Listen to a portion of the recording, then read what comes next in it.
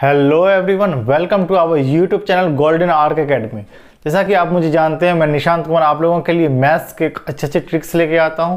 तो पिछले वीडियो में हम लोगों ने परसेंटेज को डिस्कस किया था, परसेंटेज कॉन्सेप्ट को सीखा था। आज के इस वीडियो में हम लोग परसेंटेज के कॉन्सेप्ट को और आगे बढ़ाएंगे। पिछले वीडियो में हम लोगों ने फ्रैक्शन से परसेंटेज में कन्वर्ट करना सीखा था और परसेंटेज से फ्रैक्शन में चेंज करना भी सीखा था। तो चलिए चलते हैं आज के इस वीडियो में। हम लोग रिकॉल करते हैं पहले। तो पिछले वीडियो में हम लोगों ने बेसिक फ्रैक्शंस को निकालना सीखा था। तो आज के इस वीडियो में हम लोग कुछ एग्जांपल्स लेंगे और एग्जांपल्स लेकर उसे रिकॉल भी करेंगे। एग्जांपल के लिए जैसे 4/7 को हमें परसेंटेज में चेंज करना है। तो 4/7 को परसेंटेज में चेंज करना है तो हम यहाँ डिनोमिनेटर में देखते हैं 7 है। तो 1/7 हमें पता है, 1/7 हमें पता है 14:2/7%। 1/7 हम लोगों ने कल निकाला था। अब न्यूमरेटर में यहाँ 1 है और यहाँ 4 है, तो हमें 4 से मल्टीप्लाई करना होगा इसके लिए।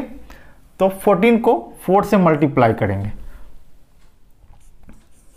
56 प्लस यहाँ 2 को 4 से मल्टीप्लाई करेंगे 8/7। ये हमारा आ गया। अगर हमें यहाँ 4/7 का वैल्यू निकालना है तो अब इसे सॉल्व कर देंगे। 56 प्लस इसे सॉल्व करेंगे 1:1/7।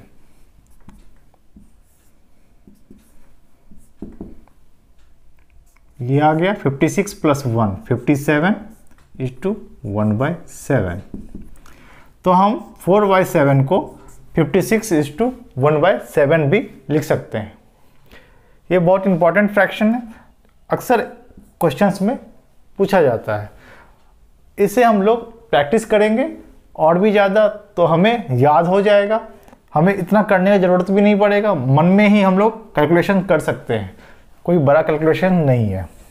कुछ और एग्जांपल लेते हैं। जैसे 6/7।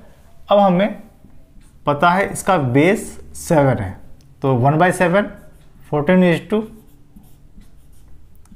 इतना परसेंट आता है, 14:2/7%।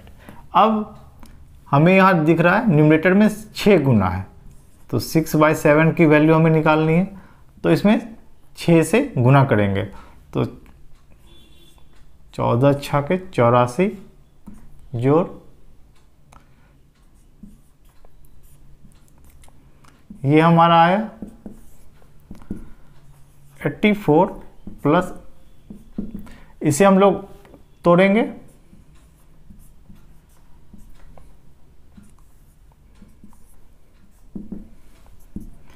ये आ गया 85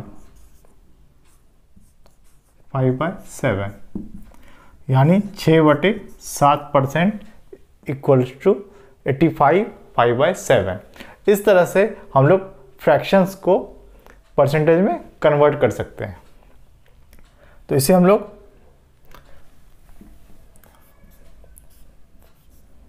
लिख लेंगे 57:1/7 और 6/7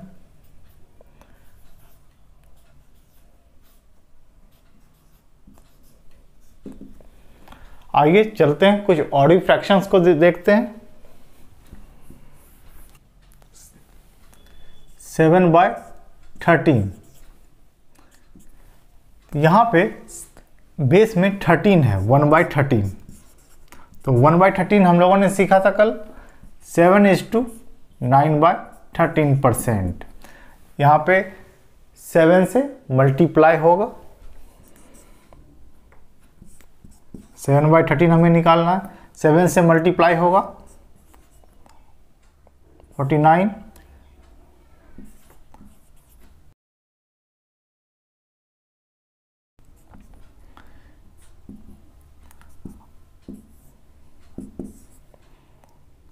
$49।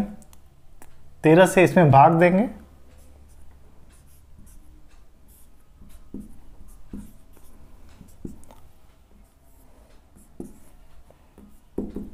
अब इसे ऐड कर देंगे।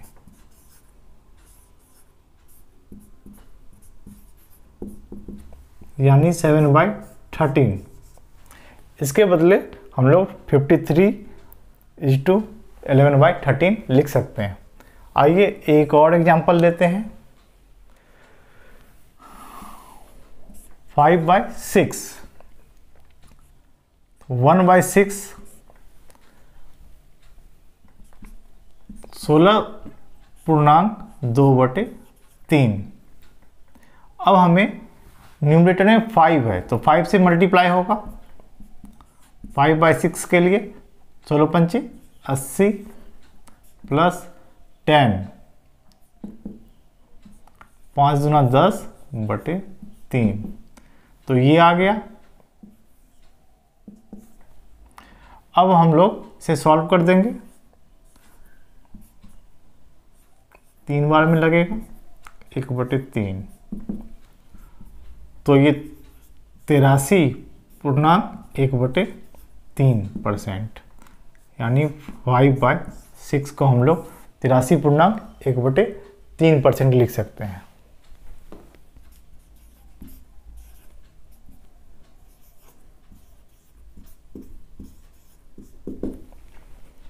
इस तरह से हम लोगों ने सीखा फ्रैक्शन से परसेंटेज में किस तरह चेंज किया जाता है। हम लोगों ने रिकॉल कर लिया। परसेंटेज से फ्रैक्शन में किस तरह चेंज करेंगे वो सीखते हैं।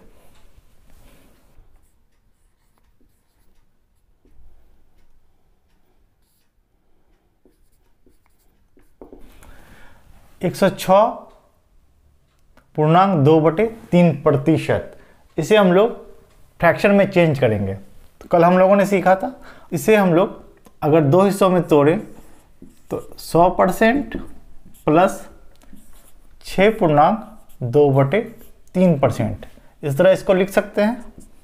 100% मतलब 1 प्लस 6.2/3।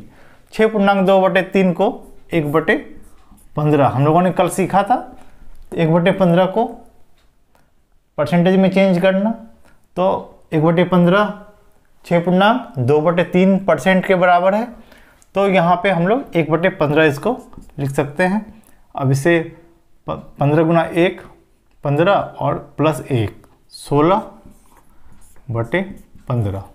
इस तरह से 106.2/3% को हम लोगों ने कन्वर्ट किया फ्रैक्शन में। तो आइए एक और एग्जांपल लेते हैं। 457.1/7%। इसे हमें फ्रैक्शन में चेंज करना है। तो 400% प्लस 57.1/7%। तो इसे हम 4 लिख सकते हैं और 57.1/7 अभी हम लोगों ने निकाला था, इसे 4/7 लिख सकते हैं। सॉल्व कर देंगे।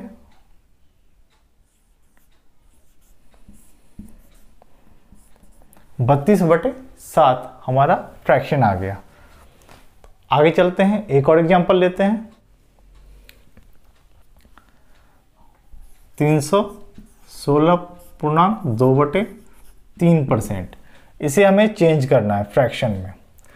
तो यहाँ 3 लिख सकते हैं इसको।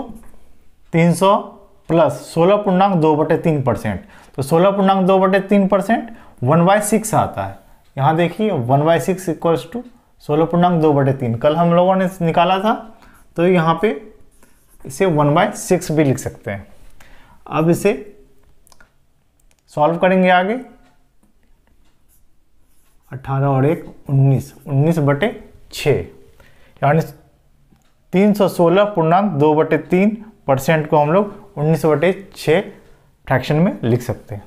आई होप आपको फ्रैक्शन से परसेंटेज और परसेंटेज से फ्रैक्शन में चेंज करने में कोई प्रॉब्लम नहीं होगी। अब तो चलते हैं, हम लोग कुछ सवाल करते हैं। तो आइए चलते हैं पहले सवाल की तरफ। हमारा सवाल है 1260 का 33.1/3% प्लस 755 का 80% दोनों को ऐड करने पे क्या वैल्यू आएगा वो निकालना है। तो आगे चलते हैं। 1260 का 33.1/3% प्लस 755 का 80%। तो यहाँ 33.1/3% को हम लोग 1/3 लिखते थे। ये हम लोगों ने कल किया था, 1/3 को परसेंटेज में चेंज किया था तो 33.1/3% आया। उसके जगह पे हम लोग 1/3 यूज कर सकते हैं और 755 80% के जगह पे 4/5 यूज कर सकते हैं। तो अब ये आसान हो गया। अब इसे सॉल्व कर दीजिए। ये 420, 5 से ये कट गया एक बार में, 4 से इसको मल्टीप्लाई करेंगे 604। इन दोनों को ऐड करेंगे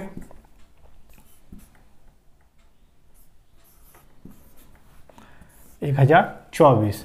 तो हमारा 1024 ये सी ऑप्शन सही है। इस तरह से हम लोग परसेंटेज को फ्रैक्शन में कन्वर्ट करके आसानी से कैलकुलेशन कर सकते हैं। तो आगे चलते हैं अगले सवाल की तरफ। अगला सवाल है 4240 का 3/5 का 75% का 25% का वैल्यू निकालना है। तो इसे इस तरह से कर सकते हैं। 4240 का 3/5 का 75% का 25%। तो 4240 3/5 75% को 3/4 लिख सकते हैं और 25% को 1/4। आगे सॉल्व कर देंगे। 5 गुना 4 यानी 20 से इसको भाग देंगे 212, 4 से काटेंगे 53 गुना 9 477। तो ये हमारा आंसर आ गया। तो डी हमारा आंसर होगा। आगे चलते हैं अगले सवाल की तरफ। इस सवाल में 500 को पहले 20% घटाया गया तथा फिर उसे 25% फिर घटाया गया। अंतिम मान क्या होगा? तो जैसा कि हम जानते हैं कोई भी वैल्यू 100% है उसमें हम लोग 20% घटा दिए तो अब कितना बच गया? 80%। तो हमारे पास 80% आया। 80% को हम लोग फ्रैक्शन में क्या लिख सकते हैं? 4/5। यानी पहले ओरिजिनल 5 वैल्यू था जो अब 20% घटकर 4 हो गया। इसका मतलब पहले जो वैल्यू था ओरिजिनल 5 था और वो 4 हो गया, 4 टाइम्स हो गया। और आगे है 25% घटाया गया। यानी पहले अगर 100 था वैल्यू तो अब क्या हो गया? 25% घटने के बाद 75 हो गया। यानी पहले 100% था तो अब 75% हो गया। और 75% का हम लोग जानते हैं 3/4 लिख सकते हैं, क्योंकि ये ओरिजिनल वैल्यू अगर 4 यूनिट है तो ये 25% घटने के बाद 3 हो गया, 4 से ये 3 हो गया। तो आइए इसका यूज हम लोग इस सवाल में करते हैं।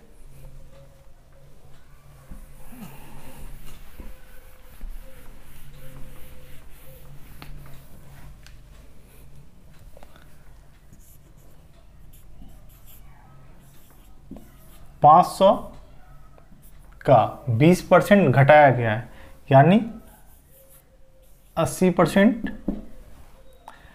अब आगे कहा गया फिर उससे 25% और घटाया गया, यानी ये जो वैल्यू है अपना, ये जो वैल्यू आया इसका 25% और घटाया गया, यानी अब पहले 100 था तो अब क्या हो गया, 75% हो गया। सवाल में यही कहा कि इसका मान निकालना है, तो हम लोग इसे सिंप्लीफाई करेंगे। 80% को 4/5 लिख सकते हैं और 75% को 3/4।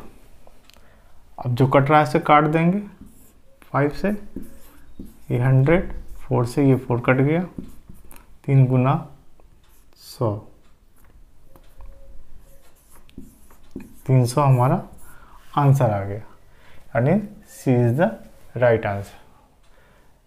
इस तरह से सवालों को हम लोग फ्रैक्शन में तोड़कर आसानी से कर सकते हैं। आगे बढ़ते हैं अगले सवाल की तरफ। इस सवाल में एक टीम ने 40 खेल खेले और उसमें 24 जीते, तो हमें जीत का प्रतिशत निकालना है।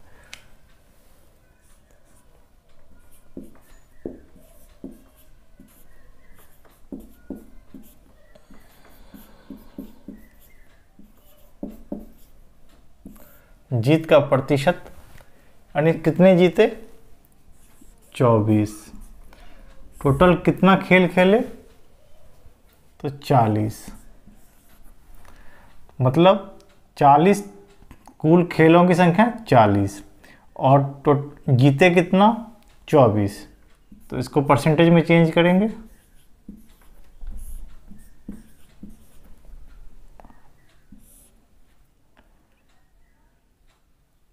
चार से 6 बार में, 4 से 10 बार में, तो हमारे पास आ गया 60%। तो हमारा आंसर 60%, सी हमारा आंसर आएगा। तो आप लोगों ने प्रतिशत पे आधारित छोटे छोटे सवालों को देखा। अब चलते हैं हम लोग कुछ अच्छे सवालों की तरफ।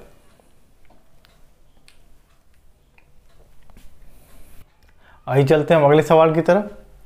यदि x का 40% का मान 500 के आइए चलते हैं अगले सवाल की तरफ।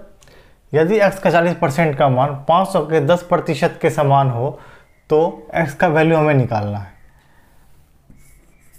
तो हमें x का वैल्यू निकालना है। अकॉर्डिंग टू क्वेश्चन x का 40% किसके समान है, 500 के 10% के समान। तो इस इक्वेशन में हम परसेंटेज को काट सकते हैं।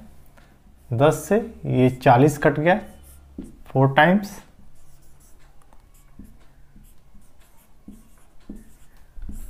इधर x 4 गुना में है तो बराबर के इधर भाग हो जाएगा।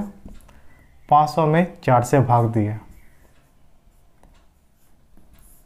125 हमारा आंसर आ गया। सी 125 हमारा राइट आंसर आ गया। इस तरह से सवालों को हम लोग आसानी से कर सकते हैं। चलिए बढ़ते हैं अगले सवाल की तरफ। आइए चलते हैं अगले सवाल की तरफ। यदि a का 120% b के 80% के बराबर है तो हमें निकालना है b प्लस ए बटे b माइनस ए का वैल्यू। तो आइए देखते हैं। a का 120% किसके बराबर है, b का 80% के बराबर। a का 120% b के 80% के बराबर है। तो यहाँ भी परसेंटेज कट गया, 80 और 120, 40 से 3 बार में और 40 से ये 2 बार में। अब हम a गुना 3 बराबर b गुना 2, ये आ गया हमारे पास। अब b बाई ए की वैल्यू हम लोग निकाल लेंगे। b by a equals to 3/2, यानी क्रॉस मल्टीप्लिकेशन करेंगे। b इंटू 2 बराबर a इंटू 3। आगे। अब b बाई ए का वैल्यू हमारे पास आ गया। अब इस वैल्यू को आगे एक्सप्रेशन में हमें किस चीज़ का वैल्यू निकालना है, b प्लस ए बाय b माइनस ए। इसे हम लोग लिख सकते हैं b बाई ए प्लस 1, ऊपर के पदों में a से हम लोगों ने भाग दिया तो यहाँ पे b बाई ए आ गया और a से a में भाग दिया 1। इसी तरह नीचे b बाई ए माइनस 1 आ गया। अब b बाई ए की वैल्यू हम यहाँ से पुट करेंगे तो देखिए क्या वैल्यू आता है, 3/2 प्लस 1, 3/2 माइनस 1। इसे सॉल्व करेंगे, सॉल्व करने पे 5/2 बाय 1/2। अब इसे आगे सॉल्व कर देते हैं,